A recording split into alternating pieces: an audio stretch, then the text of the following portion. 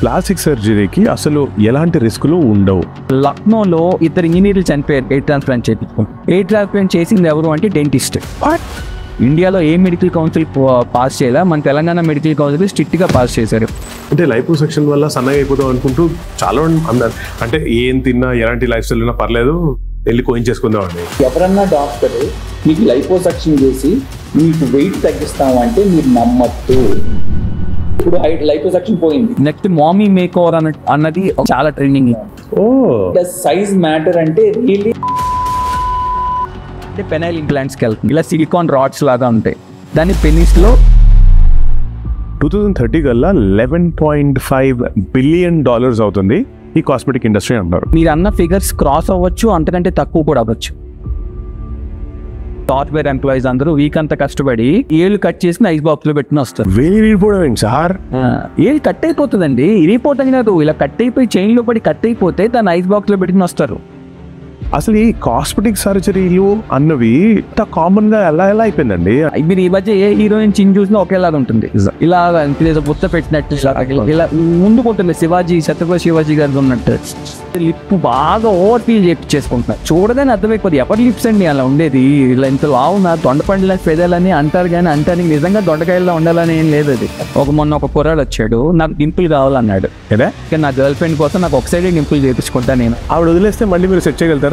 నిజంగా జుట్టు ఊడిపోవడానికి హెల్మెట్లకి సంబంధం ఉందా? స్విగ్గీకి జొమాటోలకి రోజు ₹1000 కట్టాలి ప్రాబ్లం ఉంటుంది. ఆ టాపిక్ ఎందుకు?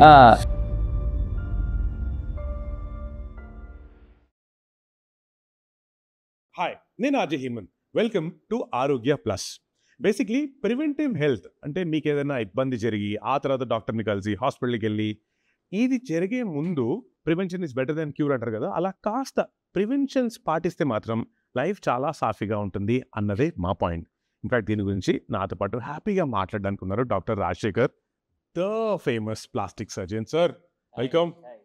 అంటే నాకు ప్లాస్టిక్ సర్జన్ అనగానే నాకు ఇప్పుడు ఏమనిపిస్తుంది తెలుసా, ఒకప్పుడు గుండె డాక్టర్, కార్డియాలజిస్ట్ అంటే అసలు అలా చూసేవాళ్ళు. నాకు తెలిసి ఇప్పుడు మిమ్మల్ని అలా చూస్తున్నారు అందరూ. ఇప్పుడు చూస్తున్నారు ప్రస్తుతానికి కదా, డౌన్ ద లైన్ 10 years ఉంటుందేమో అది, ఇప్పుడు అలానే నాకు నెక్స్ట్ 100 years అని గ్యారంటీ కనిపిస్తుంది. అలాంటి ఇంకా హ్యాపీగా ఉంటుంది. బట్ మై బేసిక్ క్వశ్చన్ అసలు ఈ కాస్మెటిక్ సర్జరీలు అన్నవి అంటే ఒకప్పుడేమో సీక్రెట్గా ఉండేవో కానీ ఇప్పుడు మరి ఇంత కామన్గా ఎలా అయిపోయిందండి? అంటే ఇది అయిందండి అలా ఎలా? అంటే బేసిక్ ఏంటంటే మనకి డిజిటల్గా ఎలా డెవలప్ అవుతున్నారు, ఇన్స్టాగ్రామ్, నెక్స్ట్ మన వెస్టర్నైజేషన్ మనకే వచ్చింది కదా. మనం పిజ్జాలు, బర్గర్లు మనం తింటాం మొదలు పెట్టాము, మనం బయటకు వెళ్తాం, పార్టీస్, పబ్బింగ్ ఎలా వచ్చిందో ఆ వెస్టర్న్ సైడ్ నుంచి, ఆ వెస్టర్న్ కంట్రీస్ నుంచి ఇది కూడా అలాగే వచ్చింది మనకి. బేసిక్గా ఇదివరకు ఏంటంటే ఎవరో సెలబ్రిటీస్ ఎక్కడో ముంబైయో, ఢిల్లీయో, లేదు అంటే వేరే యూఎస్కో, యూకేకో, కెనడాకో వెళ్ళి చేయించుకొచ్చేవాళ్ళు. ఇప్పుడు మన దగ్గర అక్కడ చేసిన ఇండియన్ డాక్టర్సే చేసేవాళ్ళు. ఎక్కడున్నా ఫేమస్ అంటే ఇండియన్ డాక్టర్సే, టాలెంటెడ్ ఇండియన్ డాక్టర్సే. ఇప్పుడు మన దగ్గర కూడా డాక్టర్స్ ఎక్కువ అయ్యారు, నాలెడ్జ్ ఎక్కువ అయ్యేసరికి ఇక్కడ కూడా నార్మలైజ్ అయిపోయింది. కాదండి రాజశేఖర్ గారు, నాకు ఒక మాట చెప్పండి. ఒక హ్యూమన్ అనాటమీలో అంటే తల నుంచి కాళ్ళ వరకు కదా, ఏ టైప్స్ ఆఫ్ ప్లాస్టిక్ సర్జరీస్ ఉంటాయండి? జస్ట్ ఒక టూకీగా నాకు చెప్పండి, అర్థమయ్యేలా. నేను అందరికీ చెప్పేది ఏంటంటే హార్ట్ సర్జన్ ఓన్లీ హార్ట్ చేస్తాడు, బ్రెయిన్ సర్జన్ ఓన్లీ బ్రెయిన్ చేస్తాడు. మా ప్లాస్టిక్ సర్జరీ ఏంటంటే హెడ్ నుంచి టో దాకా అన్నీ చేస్తాం. అంటే హెయిర్ ట్రాన్స్ప్లాంట్ నుంచి స్టార్ట్ చేసి కింద బొటన్ వేలు టో తెగిపోయి బయట పడిపోయింది అనుకోండి యాక్సిడెంట్లో, దాన్ని అటాచ్ చేసేది కూడా plastic surgery. So plastic surgery is a vast subject. అంటే మాకు ఎగ్జామ్స్ అప్పుడు మేము చాలా టెన్షన్ పడేవాళ్ళం, ఎందుకంటే ఇప్పుడు కార్డియాలజిస్ట్కి హార్ట్ మీద క్వశ్చన్స్ అడుగుతారు ఎగ్జామ్స్లో. మాకు ఎక్కడి నుంచైనా అడగొచ్చు కదా, ఈ ఫింగర్ నుంచి అడగొచ్చు, హ్యాండ్ నుంచి అడగొచ్చు, లెగ్ నుంచి అడగొచ్చు, టో నుంచి అడగొచ్చు, అన్నీ ఉంటాయి మాకు ప్లాస్టిక్ సర్జరీలో. Plastic surgery, cosmetic surgery, burns, cancer reconstruction and surgery, multiple branches ఉన్నాయి. ఓకే. సో కాస్మెటిక్ సర్జన్ అంటారు కానీ కాస్మెటిక్ సర్జన్ అనే డిగ్రీ ఏమీ లేదు యాక్చువల్గా. జనాలకి అర్థం అవటం అలా చెప్తాం మేము. ప్లాస్టిక్ అండ్ రీకన్స్ట్రక్టివ్ సర్జన్ అనేది డిగ్రీ, కాకపోతే కాస్మెటిక్ సర్జరీ చేసేవాళ్ళు ఉంటారు అని తెలియటానికి కాస్మెటిక్ సర్జరీ అని చెప్తాం అంతే మేము. అంటే నాకు అర్థం కాని పాయింట్ ఏంటంటే, ఒకప్పుడు ఎవరైనా ముక్కు ఏదైనా ఇది చేయించుకున్నారు, పెదాలు ఏమైనా చేయించుకున్నారు అంటే చాలా సీక్రెట్గా ఎవరికి తెలియకుండా ఉండేవి కదా. ఇప్పుడు చాలా ధైర్యంగా ఓపెన్గా అందరూ ఒప్పేసుకుంటున్నారు. ట్రోలింగ్ ఎన్ని వచ్చినా సరే వీళ్ళు అంతే ధైర్యంగా దాన్ని ఎదుర్కొంటున్నారు కదా. ఈ షిఫ్ట్ అంటారు చూడండి, ఏది embracing their body or embracing everything else. అసలు ఈ షిఫ్ట్కి మీరు చూసే రీజన్ ఏంటి? రేసింగ్ ఏంటంటే ఒక చాలా ఇన్సెక్యూరిటీతో ఉంటారండి. అంటే ఎట్లా అంటే సపోజ్ నోస్ అంటే బయటికి కనిపించేది అనుకోండి. సపోజ్ ఎట్లా అంటే బ్రెస్ట్ ఎగ్జాంపుల్ ఈ మధ్య వచ్చే ఎక్కువ కేసెస్‌లో బ్రెస్ట్ చిన్నగా ఉంటాం. ఫ్లాట్ బ్రెస్ట్ అట్లా ఉంటాం. సో అదేంటంటే లైఫ్ లాంగ్ అన్ని షర్ట్స్ ఏసుకోలేరు. అన్ని డ్రెసెస్ ఏసుకోలేరు. సో వాళ్ళకి ఎట్లా ఉంటదంటే ఎప్పటి నుంచో నాకు ఇలా ఉందని ఇన్సెక్యూరిటీ ఫీలింగ్‌తో ఉండేవాళ్ళు. వచ్చి సర్జరీ చేయించుకున్నాక చాలా పబ్లిక్‌గా హ్యాపీగా అంటే ఆ ఇన్సెక్యూరిటీని మేము ఓవర్‌కమ్ అయ్యాం అని చెప్పి టైట్ టీ షర్ట్స్ ఏసుకుంటాం. మంచి టైట్ డ్రెసెస్ ఏసుకుంటాం. అట్లా వెళ్తున్నారు.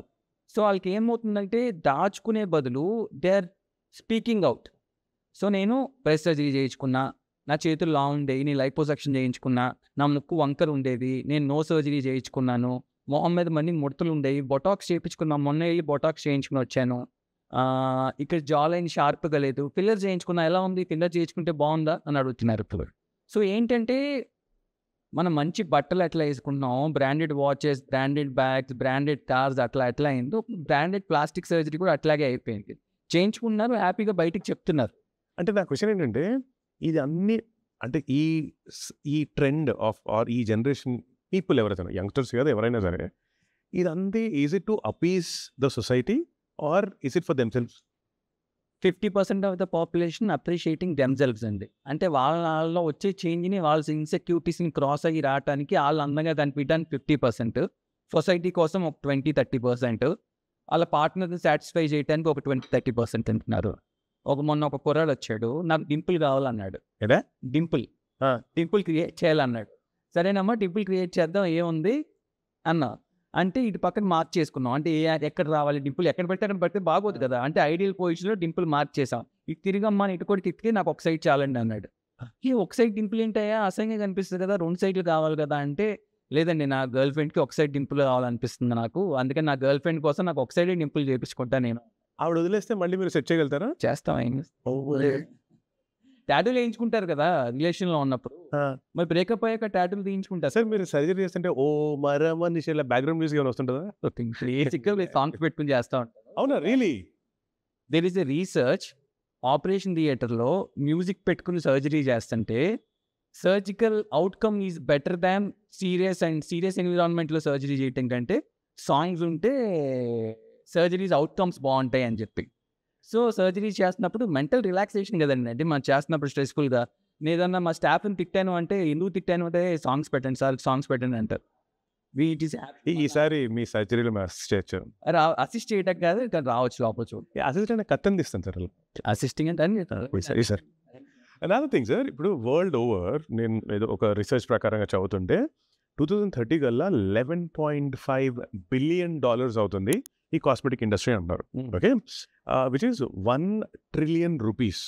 కాస్మెటిక్ ఇండస్ట్రీ అంటే నేను చెప్పేది cosmetic surgery industry. Cosmetic surgery industry అవుతుంది అంటే అవ్వచ్చండి, బట్ మీరు అన్న ఫిగర్స్ క్రాస్ అవ్వచ్చు, అంతకంటే తక్కువ కూడా అవ్వచ్చు. బేసిక్గా ఏంటంటే ట్రెండ్ ఇలా వెళ్తున్న ట్రెండ్ ప్లాట్యూ లాగా ఆగిపోవచ్చు, లేదంటే పడిపోవచ్చు కూడా. బట్ పడదనే అనుకుంటున్నా. ఆగిపోతుంది అనిపిస్తుందా మీకు? ఆగిపోదు, బట్ వీ షుడ్ నాట్ అట్లయితే అలా పెరిగిపోతే వెళ్తుంది అనుకోలేం కదా. సో పెరగవచ్చు, ఆగిపోవచ్చు. మీకు ఎగ్జాంపుల్ చెప్పండి సార్. నేను కాఫీ విత్ కరణ్ షో చూస్తూ అజయ్ దేవ్గన్ అండ్ కాజల్ ఒక ఎపిసోడ్ చూస్తూ కాజల్ని ఫేవరెట్ హీరోయిన్స్ ఎవరు అంటూ టాప్ ట్రై చెప్తుంటే she said you should ask me who that doctor is అని. మీరు బాంబే హీరోయిన్స్ అపారెంట్లీ కూడా మన అంబానీ గారి మ్యారేజ్ లో ఒక heroine is my rhinoplasty surgeon అని సర్జన్ పరిచయం చేసింది. సో ఆ సర్జన్ కూడా అంబానీ రైనోప్లాస్టీ అంటే నోస్ సర్జన్. సో అంబానీ ఆ డాక్టర్ కూడా అంబానీ గారి వెడ్డింగ్కి వెళ్ళారు. వెళ్తే పరిచయం చేసింది ఈజ్ మై డాక్టర్ అని. సెల్ఫీ దిగి she posted on hour Instagram. Okay, అంటే మాట్లాడుకుంటున్నారు బయటకు అంతే. అది ఇంకా ఓపెన్ అయిపోయారు. సో నా క్వశ్చన్ ఏంటంటే ఎందుకు అడుగుతున్నానండి సార్, ఇప్పుడు కొన్ని మిత్స్ ఉన్నాయి. ద మిత్ ఈస్ అసలు ప్లాస్టిక్ సర్జరీ అనేది ఓన్లీ కాస్మెటిక్ పర్పసెస్ కోసమే. ఇది ఫ్యాక్టా మిత్? మిత్ అండి, కంప్లీట్లీ 100% మిత్. ప్లాస్టిక్ సర్జరీ అన్నదే మీకు అందులో వచ్చేస్తుంది ఆన్సర్. ఏంటంటే ప్లాస్టీ అంటే ఏంటంటే బాడీలో ఏది డ్యామేజ్ అయినా దాన్ని రీకన్స్ట్రక్ట్ చేయటాన్ని ప్లాస్టీ అంటారు. ఏదో మన సినిమాల్లో ప్లాస్టిక్ మేము తెచ్చుకుంటాం, మీరు ఎంత ఛార్జ్ చేస్తారు, మా ప్లాస్టిక్ మేము తెచ్చుకుంటే ఎంత రేటు, మీ ప్లాస్టిక్ వాడితే ఎంత రేటు అని జోక్స్ చేస్తారు. కానీ ప్లాస్టీ అంటే ఏంటంటే దేన్నన్నా రీకన్స్ట్రక్ట్ చేయటాన్ని ప్లాస్టిక్ సర్జరీ అంటారు. సో ప్లాస్టిక్ కాదు, ప్లాస్టీ. సో మామూలుగా పేరు plastic surgery is a degree, is a surgery, is a procedure, మీ ఏదైనా డెసిగ్నేషన్ ఏమైనా అనుకోవచ్చు. బట్ అది ఏంటంటే దేని నుంచి వచ్చిందంటే ప్లాస్టీ నుంచి వచ్చింది. కరెక్ట్. సో రైనోప్లాస్టీ, ఓటోప్లాస్టీ అంటే చెవు రీకన్స్ట్రక్ట్ చేయటం. చెప్పండి actually types of plastic surgery Rhinoplasty చెప్పండి. అంటే నోస్ రీకన్స్ట్రక్షన్. ఓకే. ఓటోప్లాస్టీ అంటే ఇయర్ది. లేబియోప్లాస్టీ అంటే ఒకటి. నెక్స్ట్ కీలియోప్లాస్టీ అంటే లిప్ రీకన్స్ట్రక్షన్, కీలియోప్లాస్టీ అంటాం. సో డిఫరెంట్ బ్రేకియోప్లాస్టీ అంటాం, థైప్లాస్టీ అంటాం. ఎండ్లెస్ బాడీలో అన్ని పార్ట్. బాడీలో ఏది చేసినా అది ప్లాస్టీ అంటాం. So again coming back to the question, ఇది కేవలం కాస్మెటిక్ సర్జరీ కోసం, కాదండి, కాస్మెటిక్ పర్పసెస్ కోసం అనే ఒక మిత్ ఉంది. కాదు, 200% కాదు. కాస్మెటిక్ సర్జరీ వేరు, ప్లాస్టిక్ సర్జరీ వేరు అనుకోవద్దు. Cosmetic surgery is A part of plastic surgery. Is it only for beauty enhancement? Cosmetic surgery is only for beauty enhancement. Okay. మరి మీరు చెప్తున్న ప్లాస్టిక్ సర్జరీ అంటే ఇప్పుడు ఫైర్ యాక్సిడెంట్లో ఇంకో యాక్సిడెంట్ లాంటివి ఏమైనా అవుతాయి చూడండి. ఇప్పుడు ఈ ఫింగర్ కట్ అయిపోయిందండి, ఏదో గ్లాస్ వర్కర్స్ గ్లాస్ చేస్తున్నారు, ఆ గ్లాస్ కట్ అయిపడి ఫింగర్ కట్ అయిపోయింది. దీన్ని ఐస్ బాక్స్లో పెట్టుకొస్తే దీన్ని అటాచ్ చేస్తారు. Okay. This is also plastic surgery. Okay. అంటే మన దీన్ని రీవాస్కులరైజ్ చేయటాన్ని, రీప్లాంట్ చేయటాన్ని ప్లాస్టిక్ సర్జరీ అంట. ఎవ్రీ సండే ఒక కేసు వస్తుంది. మన రాయల్ ఎన్ఫీల్డ్ బైక్ లవర్స్ ఏం చేస్తారంటే సాఫ్ట్వేర్ ఎంప్లాయీస్ అందరూ వీక్ అంతా కష్టపడి సండే రోజున అలా royal Enfield bike chain clean చేయటం అవన్నీ చేస్తుంటారు. సో చేస్తున్నప్పుడు ఆ బైక్ ఆన్ చేసి క్లీన్ చేస్తారు కదా, చేసినప్పుడు అట్లీస్ట్ వీక్ కానీ 15 days కానీ only royal Enfield bike clean చేస్తా ఏళ్ళు కట్ చేసుకుని ఐస్ బాక్స్లో పెట్టిన వస్తారు. This is happening only with royal Enfield bike. Maybe ఆ చైన్ సిస్టమ్ ఏమన్నా అలా ఉంటుందా ఏమో తెలియదు, కానీ ఆ బైక్ మరి రాయల్ ఎన్ఫీల్డ్ బైక్ లవర్సే ఆ బైక్ మీద అంత ప్రేమ చూపిస్తారు. వేరిపోవడం సార్, ఏది కట్ అయిపోతుందండి, ఇరిగిపోతుంది కాదు, ఇలా కట్ అయిపోయి చైన్లో పడి కట్ అయిపోతే దాన్ని ఐస్ బాక్స్లో పెట్టుకుని వస్తారు. ఓన్లీ ఆల్మోస్ట్ 20 cases చూసావు ఇప్పుడు దాకా, only with royal Enfield bike chains. Only software employees అందులో కూడా. ఒక MBBS స్టూడెంట్ ఎవరో వచ్చారు, మిగతా వాళ్ళందరూ software employees. This happened only on Sunday. అబ్బాయి వాళ్ళు సండేరా రిలాక్స్ అవుతాం హ్యాపీగా అనుకున్న రోజున ఫోన్ వస్తుంది, సార్ ఇలాగా ఫింగర్ కట్ ఇంజరీ వచ్చింది, రీప్లాంట్ చేయాలి. మీరు పరిగెత్తాలి కదా. మా వాడు అడుగుతాడు, ఏంటి మీరు సండే కూడా ఇంటర్ ఉండరా మీరు ఏంటిది అని అడుగుతాడు వాడు. Another myth is plastic surgery ఎప్పుడు ఇట్ లుక్స్ వెరీ అన్యాచురల్ అని. ప్లాస్టిక్ సర్జరీ అన్యాచురల్గా ఉంది అంటే సర్జరీ సరిగ్గా జరగలేదు అని. ఓకే. ప్లాస్టిక్ సర్జరీ ఎప్పుడు ఎలా ఉండాలంటే చూసేవాళ్ళు వీడి ముక్కు వంకరగా ఉండేది, ముక్కు బాగుంది అనుకోవాలి. వీడు కొంచెం మొహం అంతా డార్క్గా ఉండేది, ఈ మధ్య కొంచెం కలర్ వచ్చాడు అనుకోవాలి. లేదు అంటే వీడు ఏంటి పొట్ట బాగా ఉండేది, డైట్ చేసి పొట్ట తగ్గిందా అనుకోవాలి. కానీ అన్యాచురల్గా వీడేదో చేయించుకున్నాడు అని మీరు గుర్తుపడితే కనుక that is failed plastic surgery నా ఉద్దేశం ప్రకారం. ఇప్పుడు లిప్ ఉంది, చాలా మంది హీరోయిన్ చిన్ ఉంది, చిన్స్ అన్ని మీరు ఈ మధ్య ఏ హీరోయిన్ చిన్ చూసినా ఒకేలాగా ఉంటుంది, ఇలా ఏదో గుర్త పెట్టినట్టు ఇలా ముందుకుంటుంది.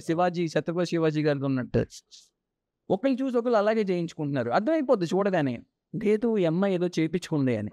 అలా కాకుండా ఈ అమ్మాయి ఫేస్ చాలా చిదిరిగా ఉంది, బాగుంది, నోస్ నీట్గా ఉంది, లిప్స్ బాగున్నాయి, నార్మల్గా ఉన్నాయి అనుకుంటమే అసలైన ప్లాస్టిక్ సర్జరీ.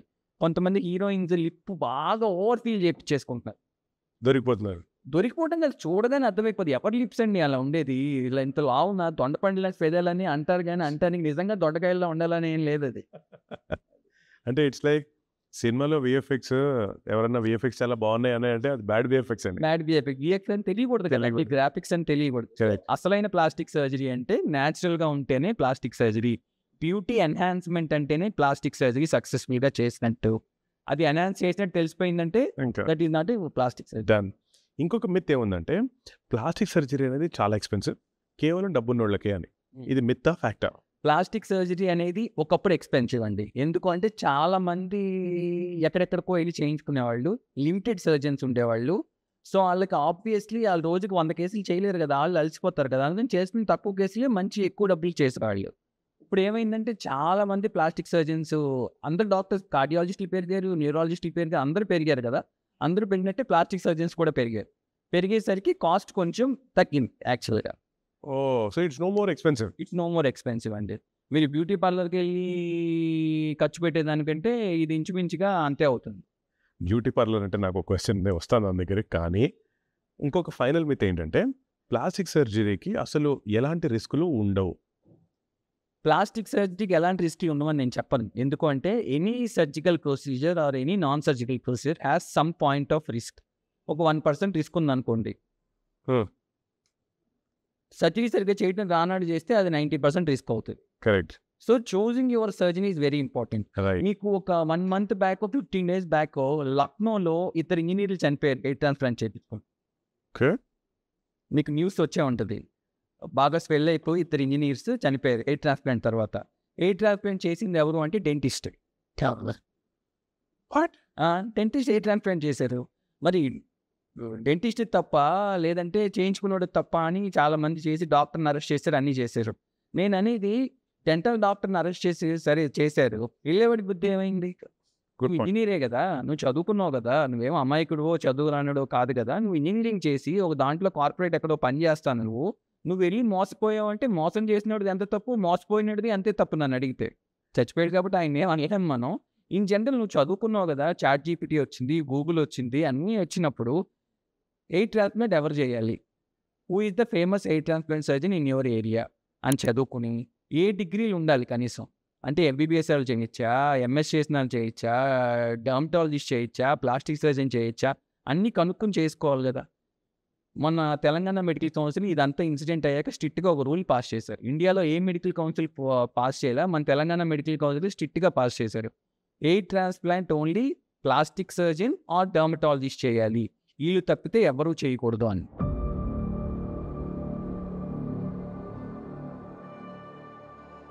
$2030 కల్లా $11.5 billion అవుతుంది ఈ కాస్మెటిక్ ఇండస్ట్రీ అంటారు. మీరు అన్న ఫిగర్స్ క్రాస్ అవ్వచ్చు, అంతకంటే తక్కువ కూడా అవ్వచ్చు. సాఫ్ట్వేర్ ఎంప్లాయీస్ అందరూ వీక్ అంతా కష్టపడి ఏళ్ళు కట్ చేసి ఐస్ బాక్స్ లో పెట్టుకుని వస్తారు. వేలిపోవడం సార్, ఏళ్ళు కట్ అయిపోతుందండి, ఇరిగిపోతుంది కాదు, ఇలా కట్ అయిపోయి చైన్ లో పడి కట్ అయిపోతే దాన్ని ఐస్ బాక్స్ లో పెట్టుకుని వస్తారు. అసలు ఈ కాస్మెటిక్ సర్జరీలు అన్నవి ఇంత కామన్ గా ఎలా అయిపోయిందండి. మీరు ఈ మధ్య ఏ హీరోయిన్ చిన్ చూసినా ఒకేలాగా ఉంటుంది, ఇలా బుత్త పెట్టినట్టు, ఇలా ముందుకుంటుంది. శివాజీ, ఛత్రపతి శివాజీ గారు ఉన్నట్టు లిప్ బాగా ఓవర్ ఫీల్ చేసుకుంటున్నారు. చూడగానే అర్థమైపోతుంది ఎవరి లిప్స్ అండి అలా ఉండేది.